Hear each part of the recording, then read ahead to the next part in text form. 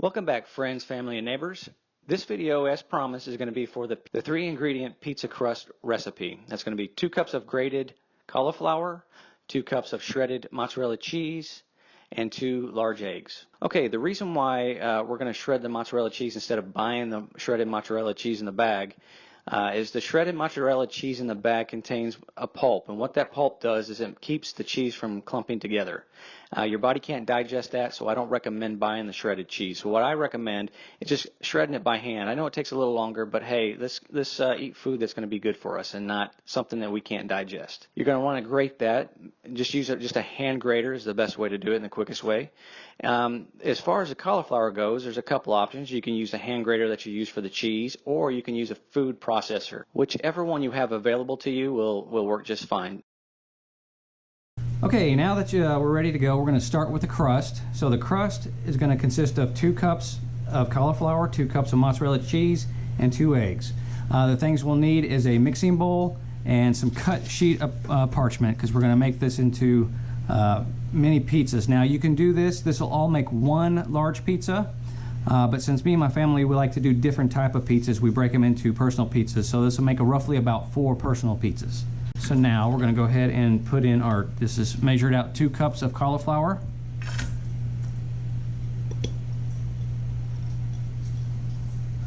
All right, and then, okay, 2 cups of mozzarella. You may need a spatula to get everything out.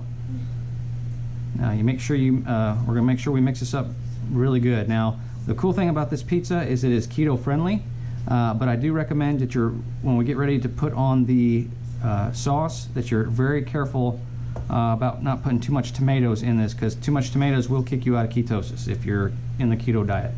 But this is paleo friendly and healthy, really healthy. Okay, we're going to do 2 eggs. I prefer if you get the pasteurized eggs, they're so much healthier than the regular white eggs that you get from the store. Just break those in this bowl. Okay, right there, that's the only ingredients that we need for the crust. Now we're going to mix this up really well.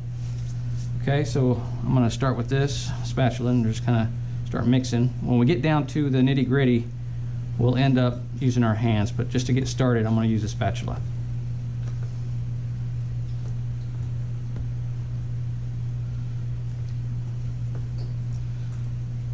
Like so. Now, one thing regarding the ingredients, you can get these ingredients anywhere, at Costco, your local Walmart, or any store like that.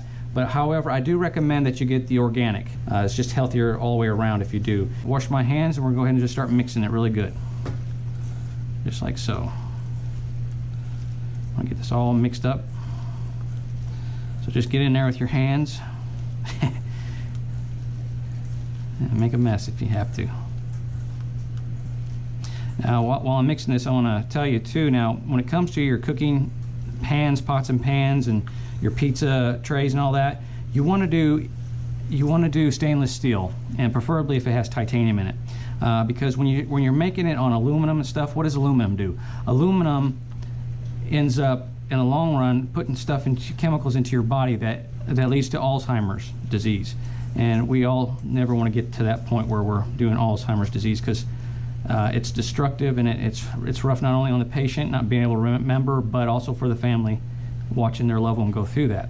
So the best thing to do is use stainless steel, because it's the best. It doesn't leach any chemicals or anything into your foods. All right, now we're going to do the fun part. We're going to end up forming our pizzas. So you can do this a couple ways. You can get like something like this, or anything you have in your house that's pretty much the size of a personal pizza if you're doing the personal size.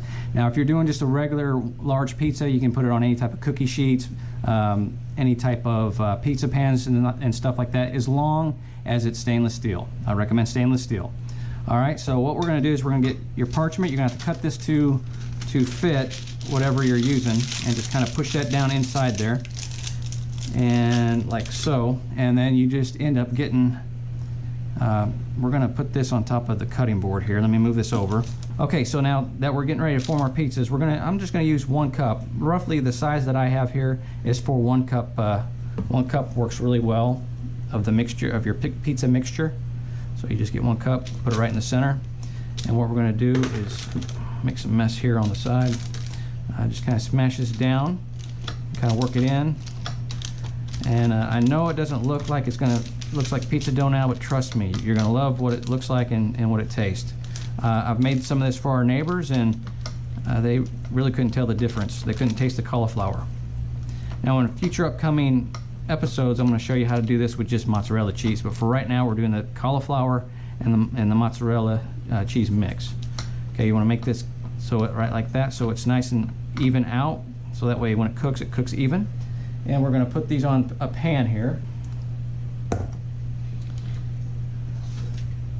Just put that up there, and you're going to leave it on the parchment paper, like so. Okay, and it depends upon how many of these you're going to make.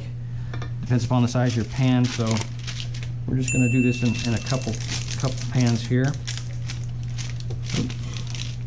All right, and again, same thing over, like a miniature factory line here. Okay, again, 1 cup into this size.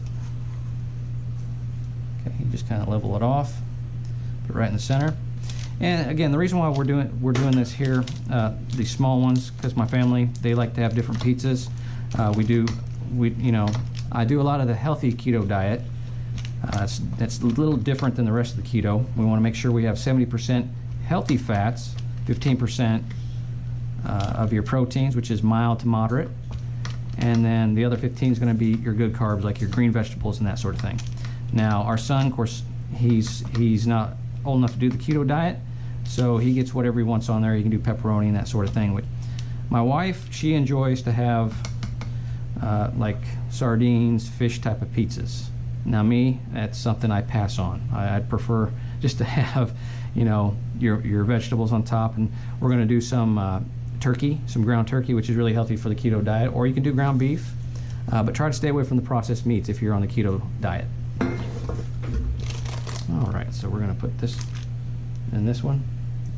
All right, since I ran out of the prepared pans here, I'm going to tell you about the glass. You can do glass. Glass is okay too, as long as it's lead and cadmium free. Glass is another healthy thing to cook in. Okay, so same thing here. I got just a little bit more left. I got a little bit more in the cup, but I'm going to go ahead and put this all in here. The reason why I'm putting all this in here is I want to use all the cauliflower and all the mozzarella, so it's going to be a little bit more, because the pan we're going into, you can expand it a little more. Now, one thing too is, you see here, you want to make sure you get all these big chunks out of your mixture, because it just doesn't work really well if you have big chunks of either the cheese or the cauliflower. There's another big chunk. My sous chef is failing me on that. Just kidding. Oh, another chunk.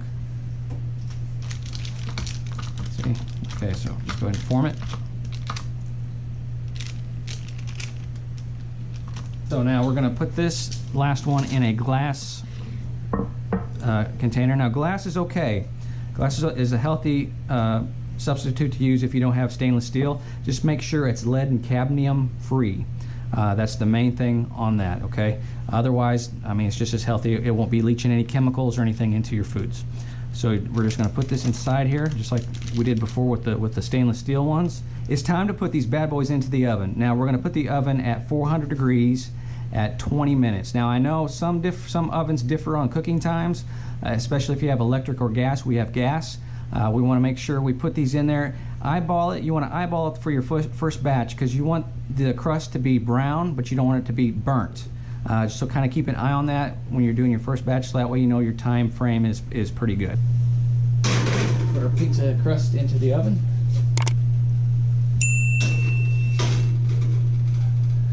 And your glass can go into the oven too. Make sure it's oven safe.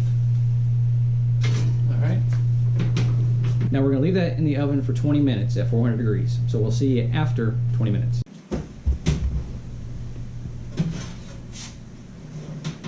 Well, that look good, guys.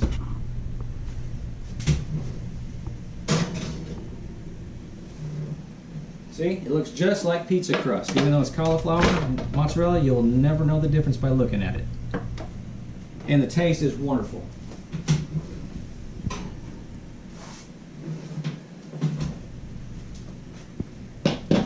Okay, now that our crust is ready, we're going to get ready to put the toppings on our pizza. One thing you're going to want to do is have an extra sheet of parchment. The reason for this, as you're starting to put more toppings on there, your pizza is going to get heavier and then it'll start sagging a little bit. So this is just going to give your pizza a little extra stability. Because we're going to have to go back in the oven here in just a few moments. Okay, let's do that with both of these. Be very careful because these pans are still hot. They just came from the oven. At this time, you need to add your toppings to the pizza. Now, if you would like to see the complete video of me adding toppings to the pizzas and going all through that, I'm going to leave a card in the upper right corner. Just click on that card and you'll be able to see that full video. It shows a complete process of me making a pizza. All right, guys, it's time to put the pizzas in the oven. Now, before we do that, I haven't forgot about you seafood lovers. That video will be coming very soon, but what I need you to do is like and subscribe to this channel. That way you'll see that video when it pops up. Also, don't forget about checking that bell icon, because when you tick that, you'll be getting notifications every time we upload a video. That way you'll never miss any of our videos that we are uploading. Also, make sure you check out our blog at practicalhealingfoods.com.